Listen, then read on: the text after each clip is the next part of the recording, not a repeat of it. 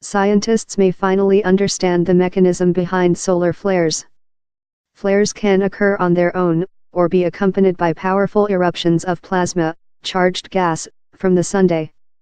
If charged particles from these eruptions reach Earth, they can create havoc with infrastructure, such as satellite systems and power grids.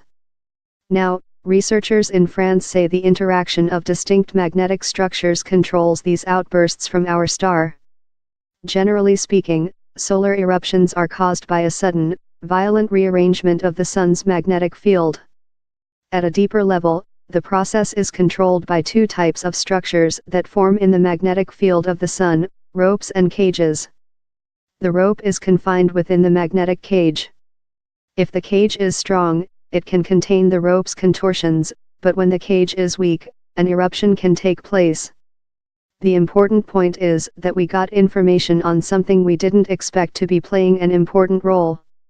That was the cage above the rope, Dr. Tahar Amari, from École Polytechnique and the Corners in France, told Newsbay News. The researchers focused on an intense flare that developed over a few hours on October 24, 2014. Flares are spawned in the Sun's corona, the outermost layer of its atmosphere.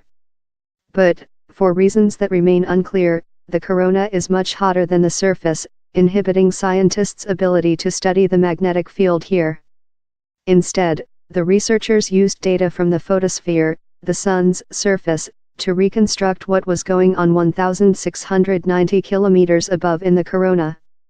Using data from NASA's Solar Dynamics Observatory, SDO, spacecraft, the researchers ran simulations on supercomputers.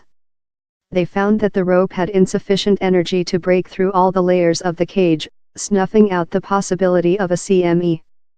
Despite this, the rope became highly twisted, which triggered a magnetic instability, destroying part of the cage. This allowed a powerful blast of radiation to break through, disrupting technology on Earth. Using their method, the researchers have developed a model able to predict the maximum energy that could be released from the region of the Sun concerned. The model showed that for the 2014 eruption, a huge ejection of plasma would have occurred if the cage had been less resistant. The work could be put to use in forecasting, to provide early warning of solar eruptions that could cause geomagnetic storms here on Earth that threaten infrastructure.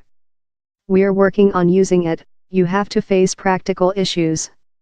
One practical issue is timescale. If you want to be very fast in predicting events, you have to accept being less accurate, said Dr. Amari.